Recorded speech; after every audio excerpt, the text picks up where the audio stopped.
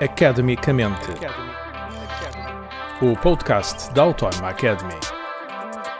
A geopolítica e a segurança no Mediterrâneo é o tema desta conversa com Diogo Carapinha, coordenador do curso de especialização Geopolítica e Segurança no Mediterrâneo. Viva Diogo, bem-vindo a este podcast. São vários temas. Há problemas no Norte da África e no Médio Oriente, há insurgências várias em África, há ondas migratórias que atingem a Europa e há aumento dos extremismos na própria Europa. Vamos deixar os extremismos para o fim, se calhar vamos começar pelo princípio. Podemos fazer uma radiografia rápida dos principais problemas de segurança no Norte da África e no Médio Oriente? Vamos olhar para onde primeiro? Antes de mais, bom dia, obrigado pelo convite. Eu acho que fazendo uma radiografia do Médio Oriente e do Norte da África, o podcast duraria mais do que uma hora e não é suposto isso acontecer. Mas em todo o caso, acho que podemos fazer aqui uma pequena overview sobre aquilo que são os problemas mais prementes e aquilo que, sobretudo, e isto de uma forma muito egocêntrica, que mais preocupa a União Europeia. A União Europeia tem tido, portanto, uma abordagem muito, enfim, discutível, no mínimo, sobre aquilo que são as resoluções para estes problemas. Quais são os problemas? Principalmente temos a questão da convulsão no Médio Oriente, que nos enche a televisão todos os dias e as notícias pela questão de Israel, mas também há muito pouco também pela Síria, não? Da Síria, exatamente, que ainda não sabemos muito bem como é que vai ser o regime pós-Bashar al-Assad. Mas curiosamente já gente a retornar à Síria. É verdade, sim, é verdade. Gente que estava imigrada na Europa e que está a retornar à Síria. Lá está, ou seja, pior do que houve, vamos ver, também não há grande margem para piorar, mas ainda assim é uma incógnita. Acho que acima de tudo a questão principal é que é uma incógnita. Há uma consequente aproximar das relações diplomáticas de vários países ocidentais com a Síria, e isso é bom, isso é um bom sinal. Ainda assim é preciso termos alguma ponderação daquilo que é a abordagem e a análise ao futuro da Síria e de toda aquela região. Mas vão continuar a ser zonas efervescentes?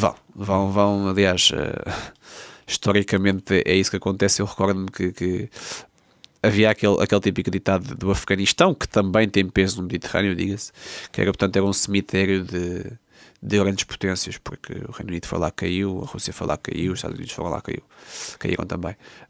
E, consequentemente, leva a que as potências entrem nestes territórios e caiam. A Síria e alguns países também, o Iémen, que é uma crise que não tem outra igual, eu acho que afetou imenso o transporte marítimo, sim. O preço global das mercadorias. Não? Já que estamos a falar do Iémen, deixa-me dizer que o Iémen é daquelas coisas que é das maiores incógnitas, porque é talvez dos maiores desastres humanitários seguramente do século XXI. E é um país em guerra há anos, em guerra civil há anos. Já há 2 décadas, no início, portanto, da década até 2010, mas o ponto aqui é que é um país constantemente em guerra, é um país que leva a imensas mortes e pouco ou nada se fala no espaço mediático, e pouco ou nada a União Europeia também faz para como poder dissuasor ou tanto mais.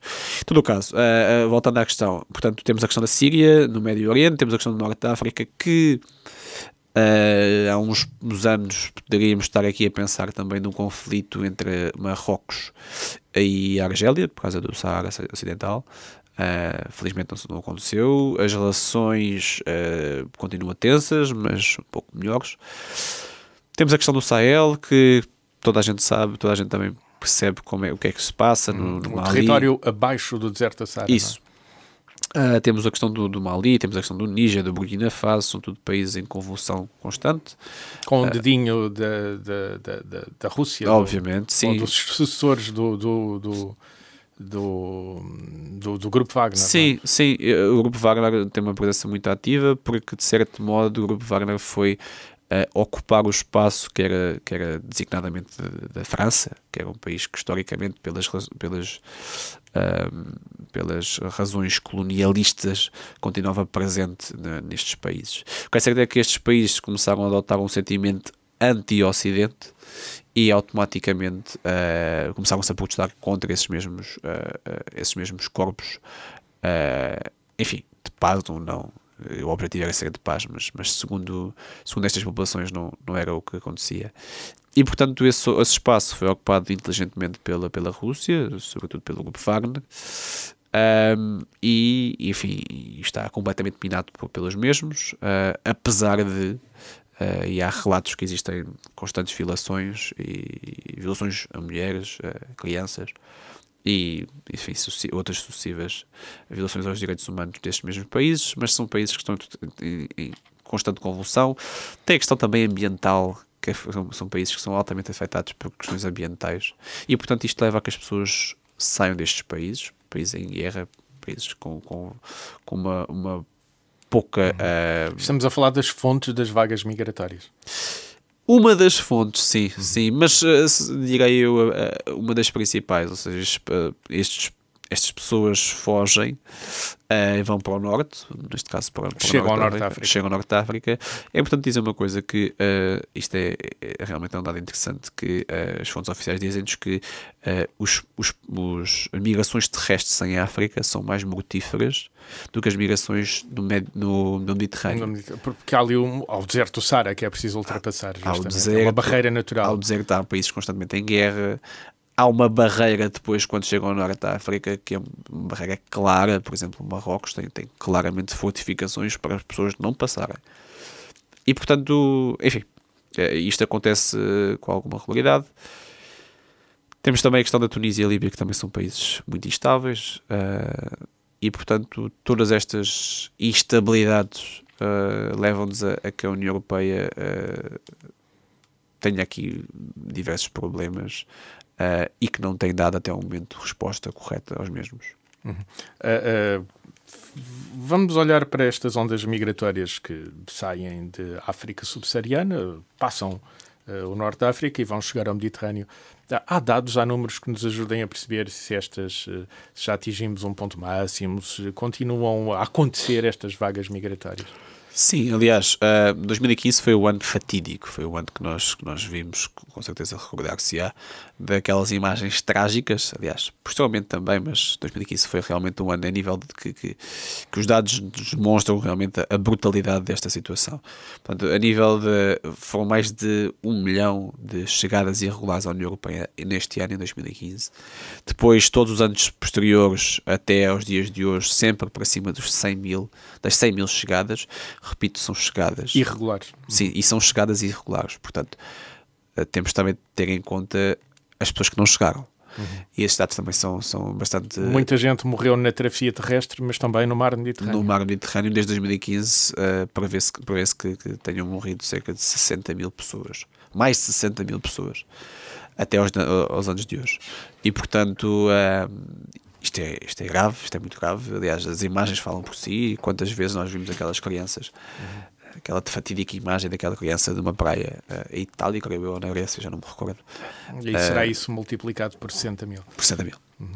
E, portanto, enfim...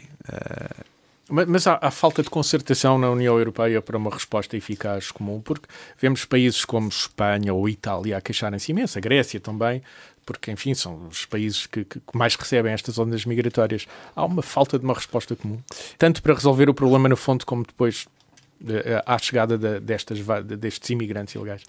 Ou seja, o problema da falta de uma resposta comum da União Europeia é um problema que não se diz apenas respeito ao Mediterrâneo. É um problema que a União Europeia tem muitos países diferentes, culturas diversas, com sistemas políticos por si só que são eles diferentes, e, portanto, automaticamente isto leva a que uma resposta comum nunca seja plena. O que falta aqui é, de certo modo, criar mecanismos autónomos, estratégicos, para que a resposta não seja só a curto prazo, mas sim também a médio e longo prazo. O que é que podemos vislumbrar se esses mecanismos existissem? Enfim, neste momento o que nós temos é que temos Estados como Marrocos e a Turquia a servirem como se fossem Estados de tampão, são exatamente Estados de tampão. E portanto, o problema aqui... A União Europeia paga para isso. A União Europeia paga e paga bem para isso. O que podemos ter aqui é realmente estratégias de criação de mecanismos e toda a diplomacia que pode ser exercida junto dos países que estão neste momento em convulsão. Ou seja, não apenas ir ao ponto de nós vamos ir à origem. Ir à própria origem. Ou seja, criar condições para que as pessoas estejam lá, permaneçam lá em segurança, permaneçam lá com estabilidade e permaneçam lá de uma forma condigna, que é algo que não se vê atualmente. Presumo que politicamente seja algo difícil de conseguir, pela tal diversidade de opiniões, enfim, para uma política comum da União Europeia neste facto. 2, pela menor influência que ainda há pouco disse que justamente a União Europeia ou a Europa, de uma forma geral, vai tendo nestes países. Sim, aliás, o problema da falta de influência e de poder diplomático e coercivo, ou digamos, o tal soft power que nós dizemos, da União Europeia é um problema crónico e que não se reflete apenas aqui à questão destes países ou à questão das problemáticas do Mediterrâneo. Aliás, nós vemos na Ucrânia como a União Europeia é um agente quase inexistente. Neste momento está posto fora das negociações. Completamente posto fora. E, portanto, isso também resulta muito pelo facto do bloco em si não ser um bloco uno. Não ser tão bloco. Não ser tão bloco. É um conjunto de tijolos que está lá mais ou menos colocado. E pronto, enfim, e relativamente ao Mediterrâneo é exatamente esse o ponto, ou seja, tem havido também uma falta de resposta, enfim, não só a médio e longo prazo, mas também eficaz, uma resposta eficaz, que não injetar dinheiro em países de tampão. Que é o que tem sido feito. Que é o que tem sido feito. Diogo, há relação entre estas vagas migratórias e o crescimento dos extremismos na Europa? Ainda há pouco tempo olhamos para as eleições na Alemanha e percebemos que a AfD pula para o segundo lugar. Aliás, se olharmos para todas as eleições europeias, atualmente nós conseguimos ver a extrema-direita, aliás, nem vou pela questão da extrema-direita, porque enfim, podemos não adotar, podemos não denomizar certos partidos como extrema-direita, mas enfim, há sempre a conotação do discurso anti-imigração. Isto é facto. Todos estes partidos estabelecem o nós e os outros. Nós que estamos aqui e os outros que nos invadem. E lá está, olhamos para a França com a Frente Nacional, a AfD, na Alemanha, em Portugal temos o Chega, em Espanha temos o Vox, ou seja, são tudo partidos que há sensivelmente 10 anos eram praticamente inexistentes, ou cujas vozes eram praticamente inexistentes. Eram minoritárias, pelo menos. Sim, bastante minoritárias. A AfD, por exemplo, era um partido que não existia. O Chega também. E neste momento não são. Neste momento são potências partidárias e, portanto, que ameaçam, aliás, recordemos da questão das eleições alemãs.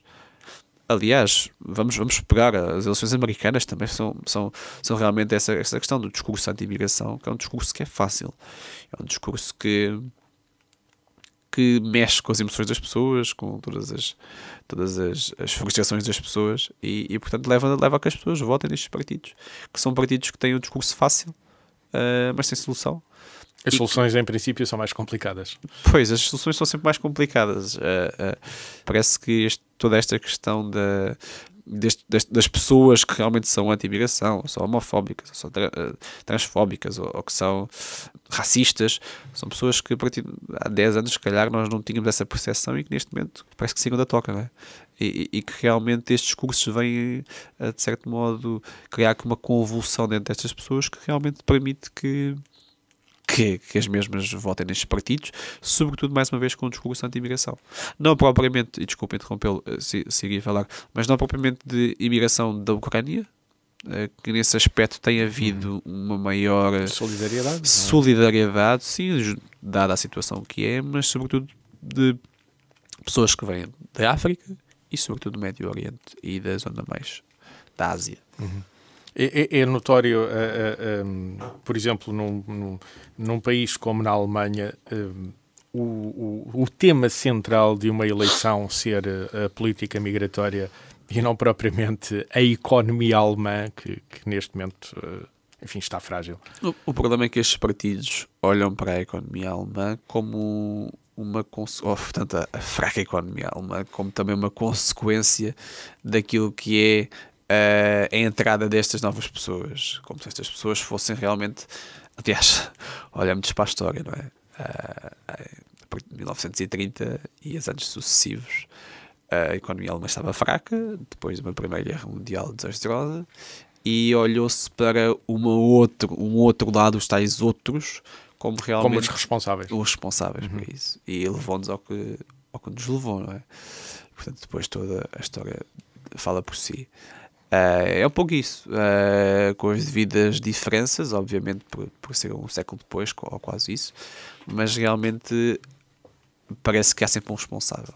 Falta de insegurança, os responsáveis são os outros. A economia está fraca, os responsáveis são os outros. Mas nós precisamos deles. Sim, mas não tantos. Ou de uma forma estagnada. So on. Portanto, é um pouco por aí. Prometemos aqui no início desta nossa conversa esta tal radiografia, muito bem volplanado, pela geopolítica e segurança do Mediterrâneo. Fomos à causa das coisas na África subsaariana, de onde vem parte destas, não todas, mas uma parte destas ondas migratórias. Relacionámos aqui a migração ou problemas da migração com o aumento dos extremismos na Europa, faz parte do discurso sistémico, enfim, destes extremismos europeus. O que é que a União Europeia pode fazer para então não deixar de ser uma manta de tijolos e ser o tal bloco que possa propor soluções mais estáveis, mais duráveis e eficazes do que, além do pagar a países tampão que estancam estas ondas migratórias? Sabe que eu acho que essa é a questão mais difícil que vai fazer durante esta semana. E não será uma resposta simples, claro. Não é uma resposta simples e muito menos eu terei uma bola de cristal ou uma resposta para dar ao Presidente do Conselho Europeu ou do Parlamento Europeu ou da Comissão Europeia.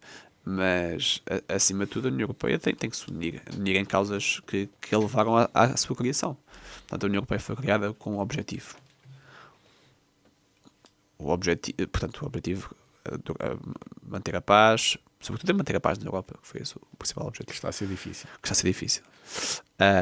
Aqui o ponto é que se calhar é necessário juntar os Estados-membros e perceber porque é que nós estamos aqui, não é?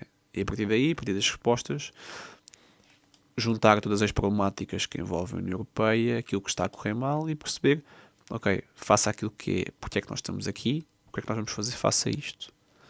Acima de tudo, eu sou um europeísta convicto, tenho sérias dúvidas que a União Europeia se tornará um bloco como o bloco americano, acho que isso não vai acontecer, tendo às diferenças que temos uns com os outros, mas acho que podemos jogar com essas diferenças e pegar naquilo que são os interesses de cada um e tentar encontrar nesse interesse um denominador comum que nos permita alcançar uma solução para as várias problemáticas e sobretudo a questão da guerra ou das guerras e a questão do aumento dos extremismos e constante divisão, a polarização das sociedades europeias ou da sociedade europeia são sobretudo os problemas que são problemas de agora e que não têm tido as devidas respostas. Diogo, obrigado por esta radiografia, por nos ajudar nesta radiografia breve da geopolítica e da segurança mediterrânea. Obrigado. Academicamente. Este programa foi gravado nos estúdios da Universidade Autónoma de Lisboa.